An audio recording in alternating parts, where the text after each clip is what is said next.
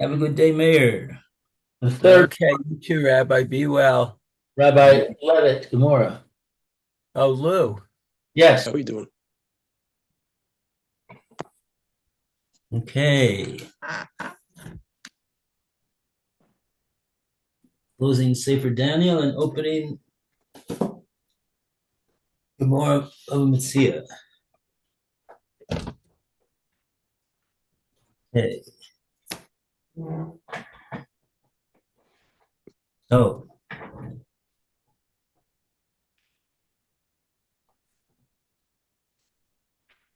where do we have over here? Where do we get to? Um, I think we got to a finishing place somewhere. We were in Test Bava Amid base. Mm,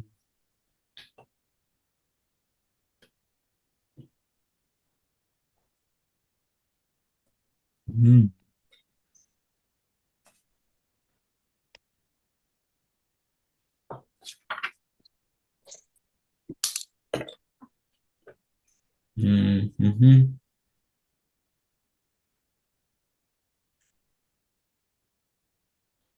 Oh, yeah, this looks like the right place.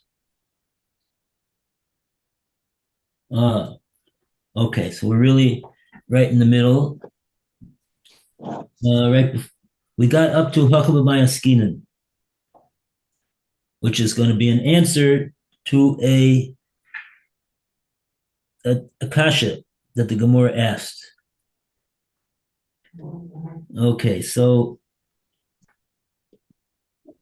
Okay, let's take a look at the Huckabamaya Skinan. We'll see if we could figure out what the kasha was by seeing what the answer is. Okay. Lou, would you like to read? We're on Tes Vav Amid base. Huckabamaya Skinan. Huckabamaya Skinan is um, it's right before the two dots, which is about 15 lines down from the top. Okay, I'm looking for it. Let's see. It's the last. Hacha is the last word in the line. The first word in the line is garba. Garba.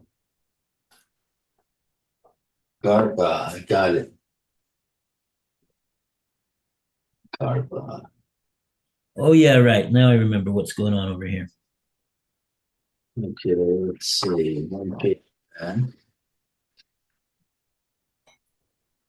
Achabamayas Here, with what are we dealing? What are we dealing with here? Kagon she asao apotiki apotaki. In an instance where the seller made this field an apotiki to the creditor. And apotiki, it says, is an acronym for apo ha koi. You, the creditor, will stand here. Thus, it refers to property specifically designated by the debtor as set aside for payment of the obligation in case he defaults. So it's a collateral. Yeah. Or a pledge. So it Or, has more strength than an ordinary shibud. pardon? It's got more strength than an ordinary lien on Ah, property as a result of the lending of money or the incurring of a debt. I see. I see. Okay. Damar Le, that he says to him, Lo Yaha Lecha Paraon Ella mizu. You will have no right to collect the debt except from this field. Okay. So that sounds like, on the one hand, it's stronger, but on the other hand, it's weaker. Okay, so we have to remember what is the question that we're trying to answer over here. The question that we're trying to answer over here is that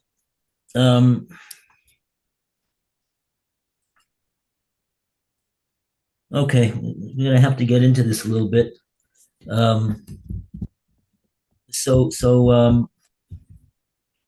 Right, we're talking about a creditor coming to somebody that bought land from the debtor, and he says, "Look, you know, the guy that sold you the land, he owes me money, so I'm I'm I have a lien on this property that you're on here." The issue here is not so much the land, but the improvements that he made. Right. So we had him. The Gemora is bringing brought two opinions about this matter. What are the rights of the creditor in regard to taking taking the improvements of the field as well? And the Gemara said that the way that we came out was only good according to one of these two opinions. That's when the Gemara said Anicha.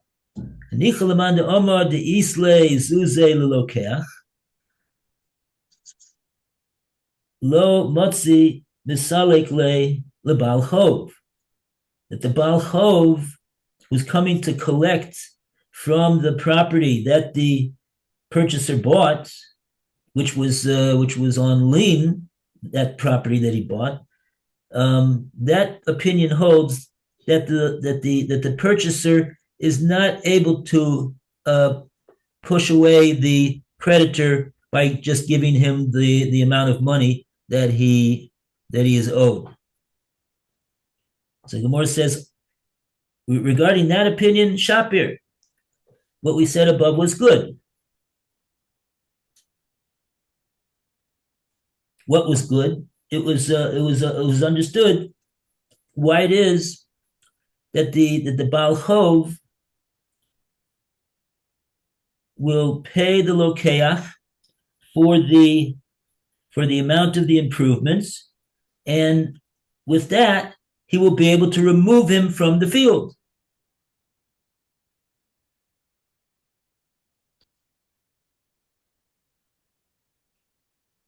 Meaning to say that the Lokeach can't say, "Look, here, how much you owed? 100. Here's 100. Get lost." Can't tell him that. He's gonna. So according to what we said, it only fits according to that Manda Omar. But according to the other Manda Omar, that the Lokeach could push him off with money. The purchaser can push him off with money. So it shouldn't have been like we answered. Namely, ilu havi li zuze, havi masalkinan mikula ara. If I would have the money to give you for the value of the whole land, then I would do that. But I don't have all that money. Hashtu de leisli zuze. I don't have that much money right now on hand to be able to push you off. But at least this you got to do. Havli garba the ara. Give me a portion of the field. Ba'ara shir shivche, which accords with the amount of the improvements of the property that I made on the land. So that's the issue over here. Not how much is the creditor going to get. He's going to get everything that he's owed. The question is can the purchaser push him off from some part of the property over here, the portion that represents the amount of appreciation of the property, give him that amount and say, give in return for that, let me stay on that, at least that much of the land. Okay, so now, so that opinion doesn't go according to what we said previously in the Bryce. I'm not going to go into that because that's then that'll be the end of the time over here. Okay, but so now that we're answering, we're saying what's going on over here, that the Lokeach was not able, he was not able to push off this guy, this creditor, by saying, here, take this money and let me have this portion of land. What was going on? So the Gemora is answering, yeah, because here we're talking about that the borrower, he gave an apoteki. He said, you can collect from this land here. And Lou's saying, well, that's like saying it's not so good for the creditor. He can only collect from that land.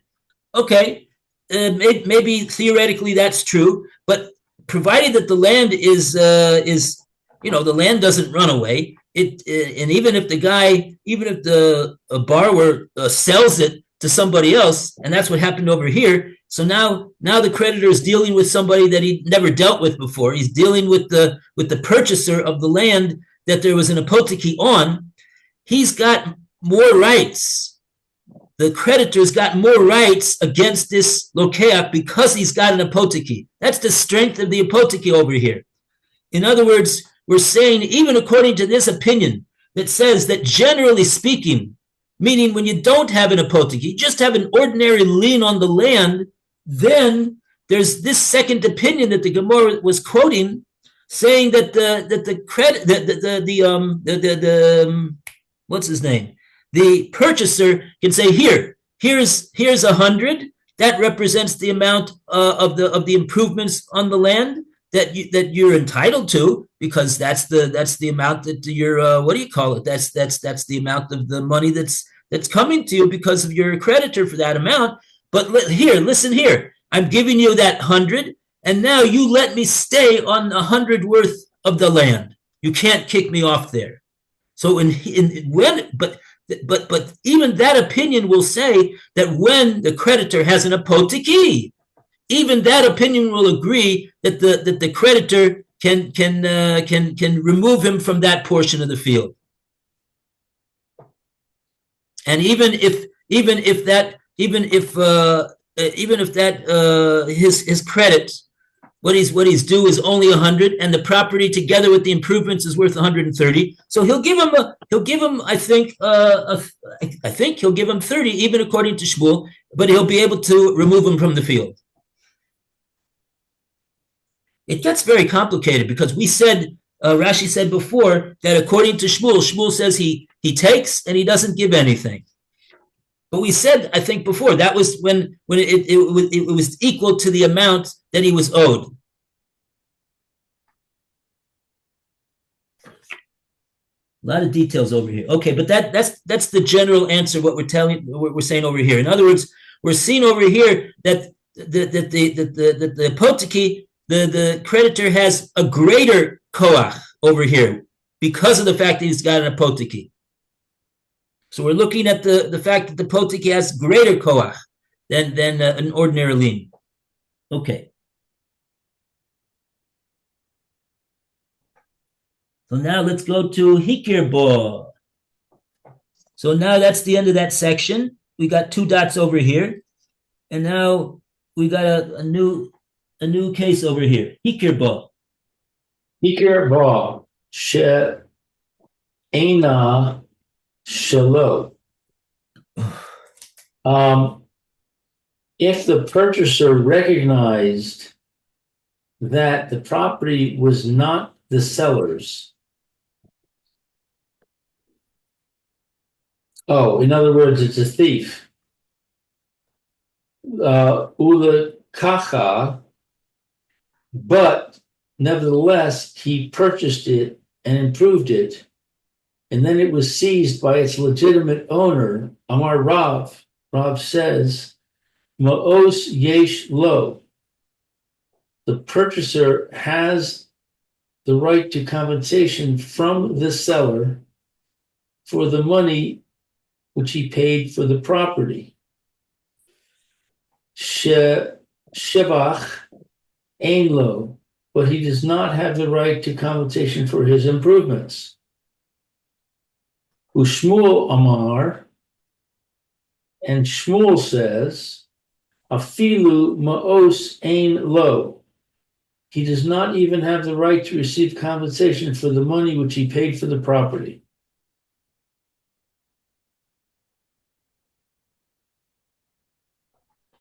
Okay, what happened over here? Hiker bo she'eno shelo. Purchaser recognizes that this property that is being sold doesn't the seller doesn't own the property. Nevertheless, he's giving him money. Lakcha. He pays him money. He purchases it, so to speak. He makes a transaction, and he pays him money for it. So what do we say about such a din like this? Amarav mos yesh lo, shevach ein lo. What does this mean?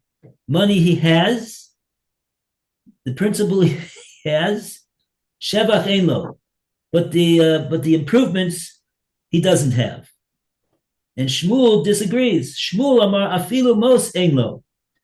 He doesn't even have the most. What do we mean that he has it, he doesn't have it?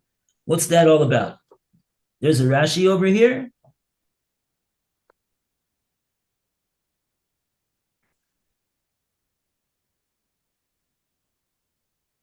Yeah, we're starting with Rashi's Hikerbo. It's about halfway down in the Rashis. And Hiker is the last word in the line. The first word in the line is askinan.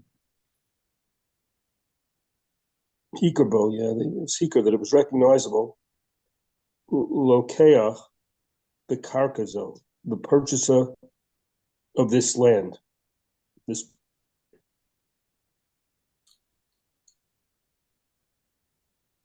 The one that purchased the land, he was Hikerbo. He recognized the karkazu about this land that he recognized that it wasn't his, the guy who was selling it.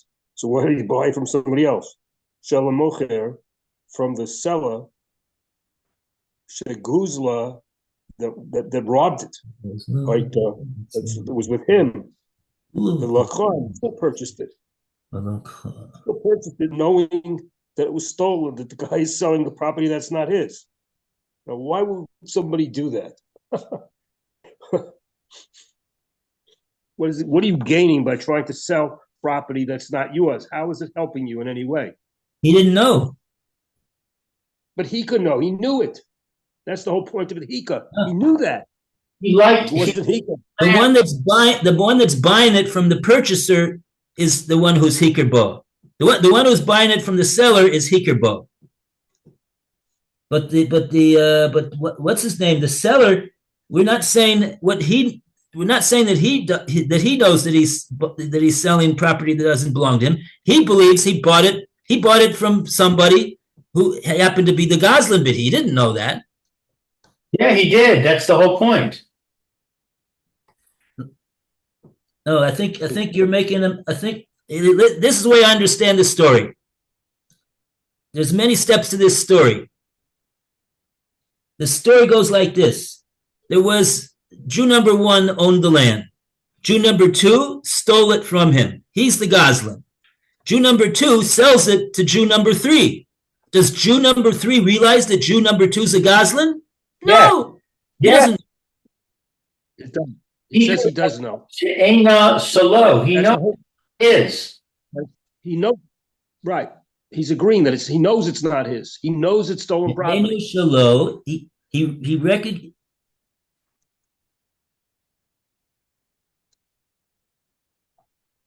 Hikir bo she'enu shelo. Purchaser recognizes that the seller doesn't own the property that he's selling. Right. So you're all saying that the seller knows that it's stolen property. Yeah. That's not what the Gemara says. No. Of course the seller knows it's stolen property. He's the thief. The buyer knows.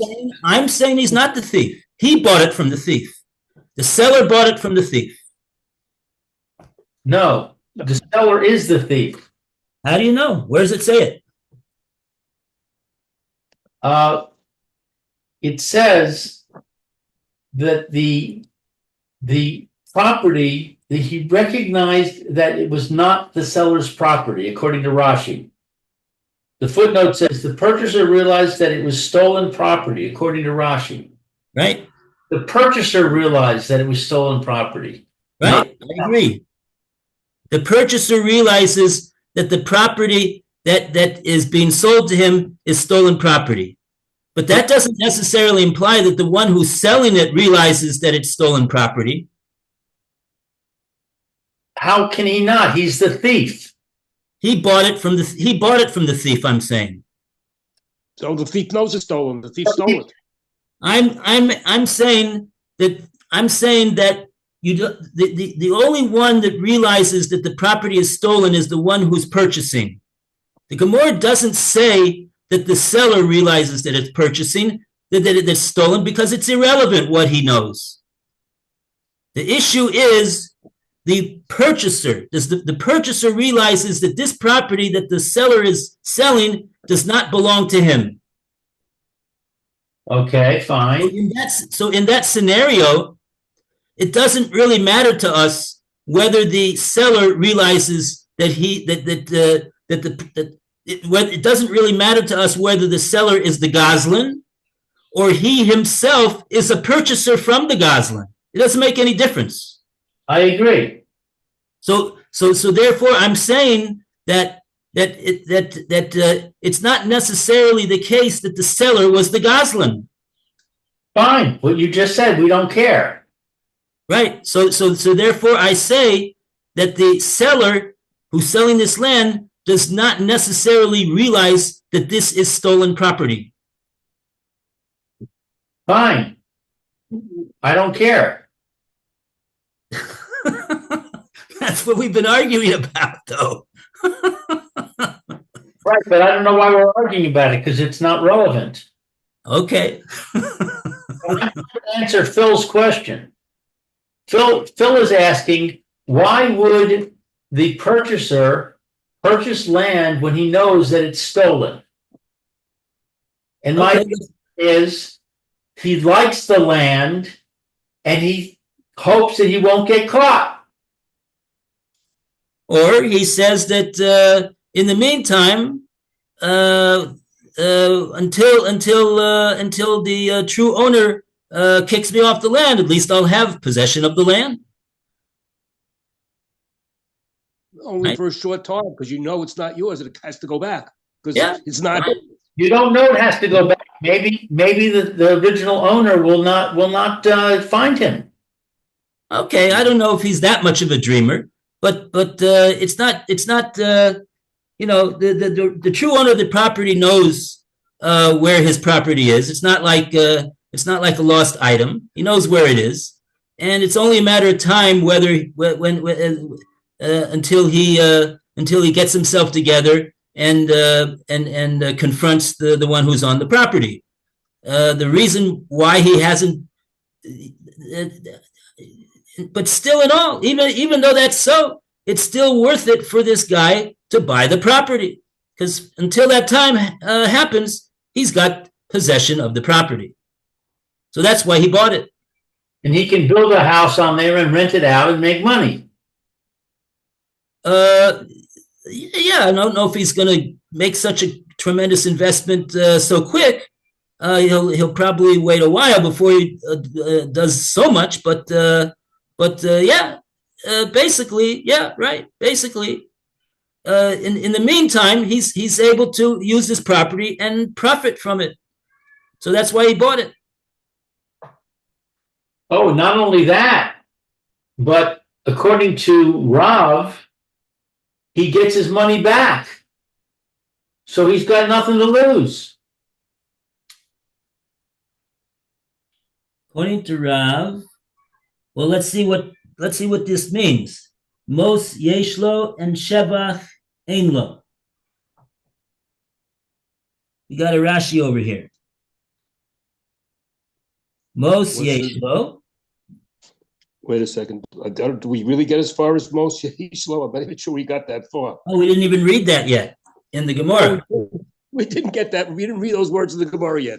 We just stopped after we were just shocked and buying it from something that's not his. We did in fact read those words. What? I read what Rav says and I read what Shmuel says. Okay, so Rav said that Meoslo. Rav says that he has the money, that he does get the money. Rav says yeshlo mos. Gets the money. Shevach ein lo. He doesn't have shevach. And Shmuel just says he doesn't even. Shmuel disagrees with him. Rav lets him get the mouse. Shmuel doesn't. So. He gets the shot. Everything. Okay. He's the Mauslo. He does get the money. Min hamoche from the seller. So when the expenses, he takes out the nigzel miyado, that he can take it from the hand of the victim. When the nigzel takes it from his hand, removes him from the property. Okay, when he takes him out of the property, when the nigzal removes him out, then he can get it from the seller back. He can get his money back. Then the goes to his seller and says, "You sold me property that." In a sense, he's getting reimbursed for the fact that from the seller, because he shouldn't have bought it. It's a return of the money, so to speak, because he shouldn't have sold. So the most represents the amount that he paid for the property. Right. The other thing but then it says but the shevach is not. Shevach doesn't get according to Rav. Chicago kazeh eino kanago. He doesn't acquire the property in it. Oh, so this is the clown. If the purchaser doesn't have a kinyan in the property because he's buying property that his seller didn't own, so he never made really a kinyan in the property. So if so, even though he's sitting there on the property and he's making improvements in the property, and the property actually appreciates, now the shevach, so he's not going to be able to go back to the mocher and demand that he pay him for the shevach that he lost out on. Why, says Rashi? Because the rule is because he never acquired that karka, that he never acquired the karka from the mocher, so therefore he's not entitled to shevach from the mocher. That's what it sounds like. Okay, that's according to Rav. He gets the purchase price back, but not the improvements, the appreciation that he made in the property. But Shmuel says, "Afilo mos ein lo." He doesn't have even mos. Rashi doesn't explain why. Okay, now the Gemora is gonna go into this. Gemora's. Let's read from B'mayas Kamifligi.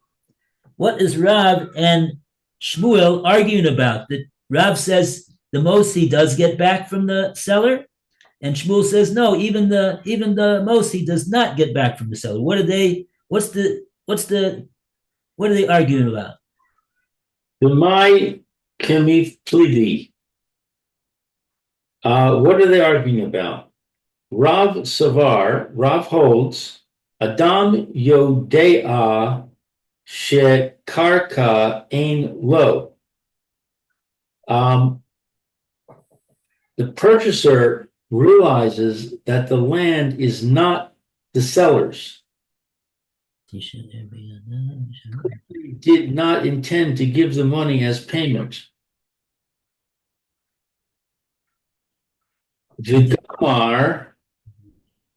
v'nasan l'shum pikadon.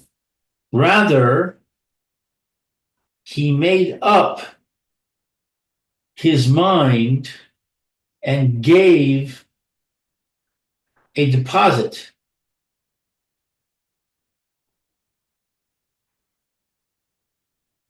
I don't get this. He knows that the property is stolen, and he says, "I'm going to give you a deposit." I don't get how that helps him. If he knows it's stolen, what's the point of giving a deposit? Why is he giving him money? Yeah. What's different whether he gives him a deposit or whether he gives him a purchase price? In both cases, he's negotiating with stolen property. So it doesn't help him. I don't really get Rob's presumption here. Deposit is basically saying that he can get the whatchamacallit. He can ask for it back. It's only a deposit. It's not a total giving money. It's what does it mean that it's the deposit? It means that it means that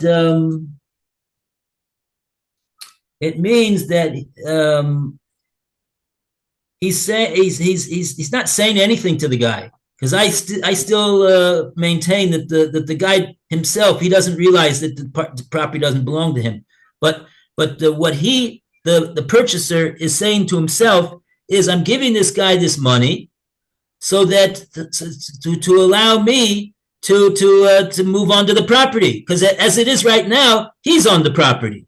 So in order to get him off the property, I got to give him money. Oh, so I'm giving him this money, and then I'm going to be able to have the usage of the property, and until the time that the true owner comes along and kicks me off.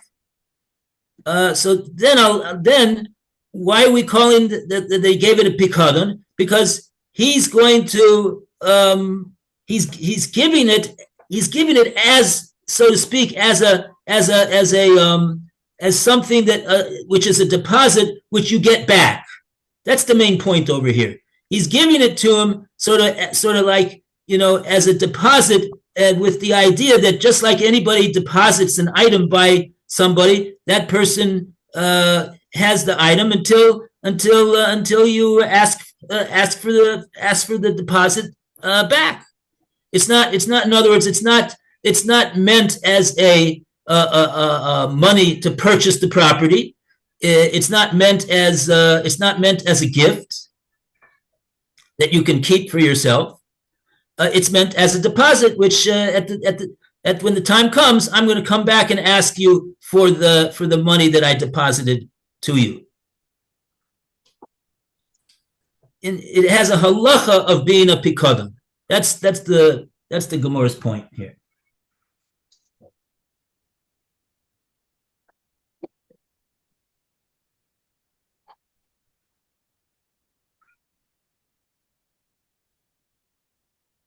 Okay, Victor, or are we going to read a Rashi? So there's no Rashis over here that I see right now. The Nema lay l'shum pikadon. Let the purchaser tell the seller it's a deposit. Why does he pretend to give money as payment? So the Gemora is questioning. Why would he do it that way? The Gemora answers, Savar lo mikabel. He thinks the seller would not accept the money in that case. So he's trying to trick the seller. Right.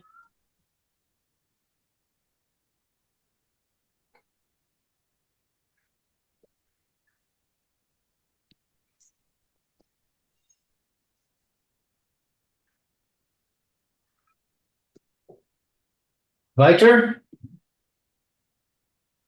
Okay. Yeah.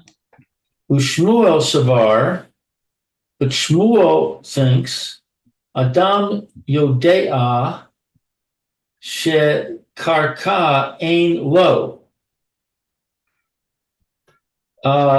Since the purchaser realized that the land is not the seller's, They're explaining that what that means? pardon? Yes, so. That's what you're just reading the words of the art scroll, right? I'm reading the Art Scroll's translation.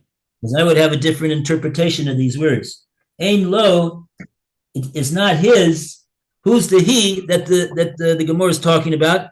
I could argue and say that the purchaser knows that the land that he's giving money for is not his, because he's not buying it, because he's the one that knows that this property doesn't belong to the seller. And therefore he knows that this is going to be just a matter of time before he's going to be forced to give up this property to the true owner. But they're translating it that he knows that the karka She's not the seller's. Yeah, that's in parentheses. The word the seller's is in parentheses. Uh-huh. Okay. I mean, either way, I think it amounts. It's it's going to come out to the same thing. Since the seller doesn't own the property, that means that he realizes that he doesn't own the property now, and he's not the real owner of the property. He realizes that. Right. The Gemar v'nasan l'shum matana. So he decides that he's going to give the money as a gift. Yeah. In order to get the seller to move out. Right. He's going to give it to him as a gift, and therefore he's not entitled to get it back. Right. That's the nafkamina. Whether you give it l'shum pikadon, you give it l'shum matana. In both cases, he's giving the money. Everybody asked, well, why is he giving me any money? He's not able to buy the property. We just explained why he's giving the money, because he's going to have the usage of the property, because like this, the seller is going to get off the property. He's going to be able to get on.